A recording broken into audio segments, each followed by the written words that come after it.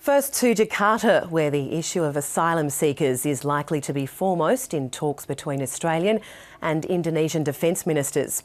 Last week, dozens of asylum seekers drowned en route to Australia, with Indonesian officials forced to admit their search and rescue capability was poor. Indonesia correspondent Helen Brown spoke with Australian Defence Minister Stephen Smith in Jakarta. Defence Minister Stephen Smith, welcome to the program. Pleasure. You're here for some significant, quite high-level talks and also the signing of some agreements.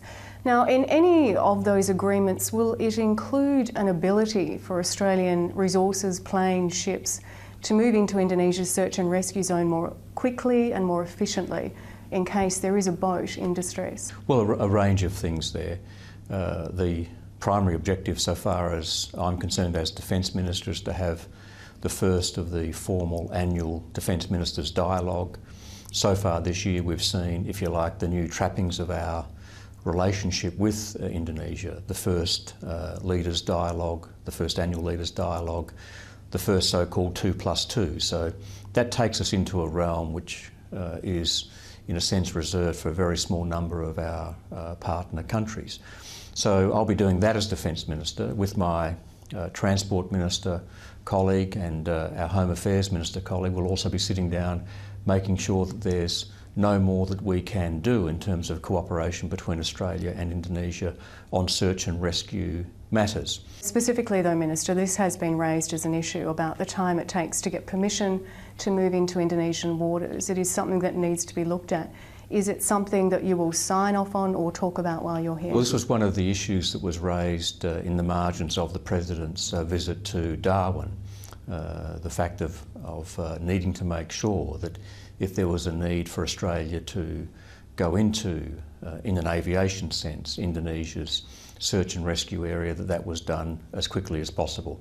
So there are some issues there that we will discuss, but as a general proposition, whether it's naval access, whether it's aviation access, the cooperation and the coordination between Australia and Indonesia is very good, but dealing with life-threatening circumstances, you have to make sure as best you can that if there are any hiccups that you clear the path and make sure that you can respond as quickly as possible. So that's one of the issues that I'll be discussing, not just with Minister Purnomo, my counterpart, but also with the Transport Minister and the Home Affairs Minister and their respective counterparts. But you have 3 senior people in Indonesia. Is now the time to sign off on something like that? Well, we hope to be signing off on a range of things.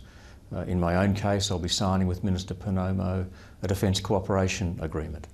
In Mr Albanese's case, it's his 3rd annual dialogue with his Transport Minister counterpart, and he's been working very closely with him on search and rescue and transport matters. So we expect to be in a position to make a range of announcements, but it would be, at its very least, impolite to seek to announce those in advance of the discussions tomorrow.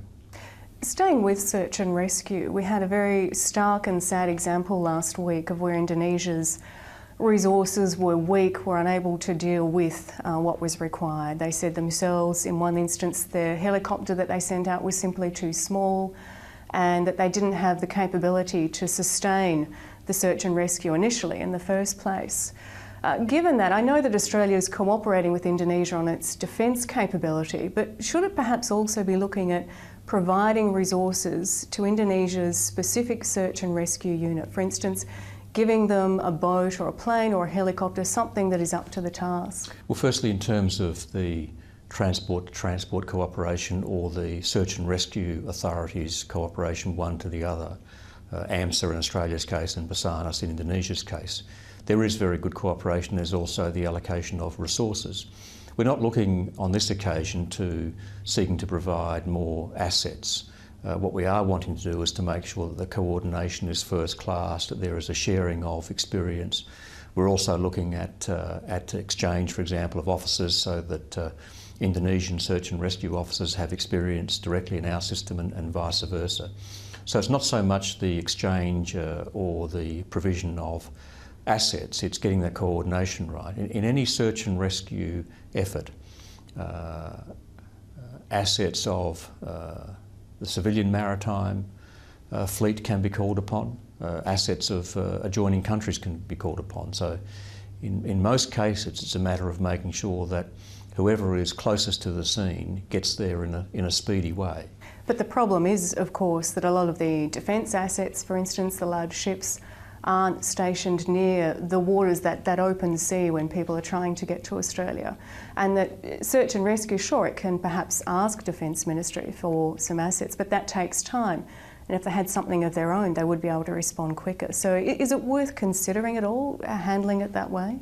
Well, we're not proposing to go down that road on this occasion. We want to get the coordination right. We want to make sure that whatever experience we have, we can transmit to our Indonesian colleagues. But there's also a more fundamental lesson there in your question, which is we don't want people getting on the high seas, engaging in risky journeys to Christmas Island or to Ashmore Reef or to Australia. And that's why we've been working very hard together with Indonesia to break the people smugglers' model so that people don't put themselves at risk. That's why we've said we want to substantially increase the humanitarian program to provide people with the incentive to go through our onshore program and not to put themselves at risk on the high seas. Defence Minister Stephen Smith, thanks for sharing some of your time while here in Indonesia. Thank you. Thanks very much.